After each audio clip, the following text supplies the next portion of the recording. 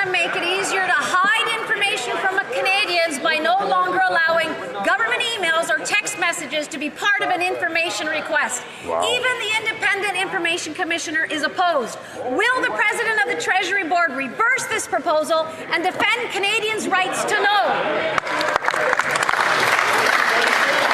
The Honourable President of the Treasury Board.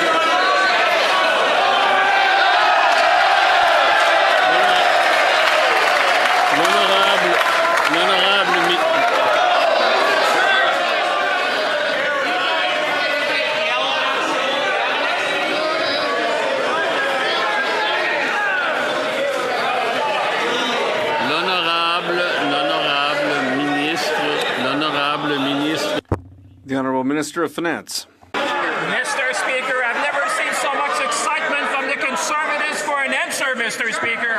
You can see that summer is coming, Mr. Speaker. They're awakening now, Mr. Speaker. Mr. Speaker, the question is very serious, and I can assure the member of this House and all Canadians watching that we have some of the strongest law when it comes to government information and disclosure, Mr. Speaker. We believe in an open government. We believe in providing information to Canadians, and Canadians should be reassured that we have some of the strongest law in the G7. Member for Wellington, Halton Hills North. Mr. Speaker, perhaps somebody on that side over there can answer this question. For weeks, the Prime Minister and government ministers have insisted that strong measures are already in place to combat the importation of products using forced labour from importation into Canada. If that's the case, then why did the government give the House notice that it's going to introduce a bill entitled An Act Respecting the Prohibition of the Importation of Goods Produced by Forced Labour?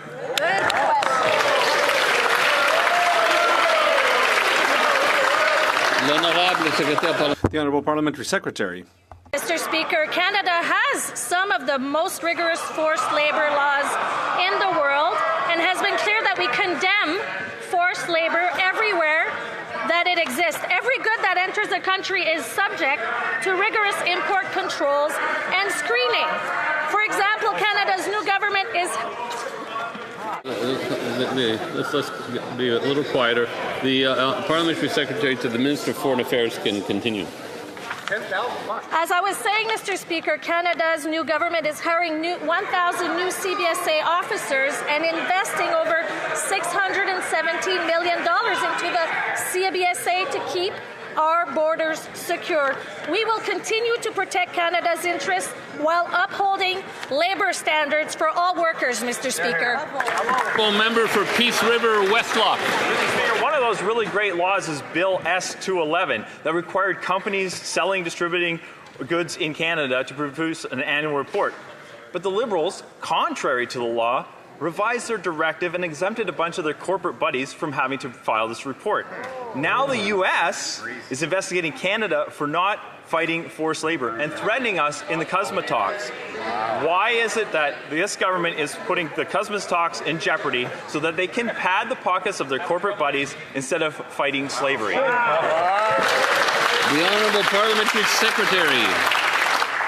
Again, Mr. Speaker, let me be clear. Canada and the United States share the goal of keeping goods produced through forced labour out of our supply chains. Canada already has strong protections in place. We will take further action to strengthen them through new legislation. We will continue working closely with our partners to uphold high labour standards and ensure fair, rules-based trade. Thank you, Mr. Speaker. Honourable Member for Peterborough. Thank you, Mr. Speaker. Many Canadians are facing a housing affordability crisis, with too many people unable to find a home they can afford. Our government was elected with a clear mandate to build more homes, increase housing supply. Yesterday, the House passed Bill C-20, transforming Build Canada Homes into a Crown corporation focused on accelerating affordable housing construction.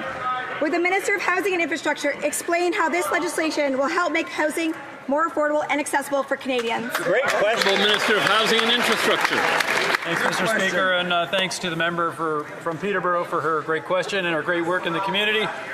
Yesterday was a great day for affordable housing. Despite the opposition of members opposite against affordable housing again, the government has passed the Build Canada Homes Act here in this House. This brings us one step closer to getting affordable housing built. Build Canada Homes becomes a Crown Corporation with the support of the Senate. We're looking forward to working with our senators to secure the bill's final passage through, get Build Canada Homes up and running and delivering affordable housing. The honourable member for Thornhill. Mr. Speaker, for the last 45 minutes, Canadians watching at home know that this is not answer period. They don't have a single answer, and their ministers are out of their depth. Some were reading off their cell phones, and the President of the Treasury Board is still flipping through his binder, looking for the answer to the question. But this is serious. Canadians at home are going hungry. Seniors are living on the side of the highway because they can't afford a home. When will this government reverse its disastrous policies that got us here in the first place?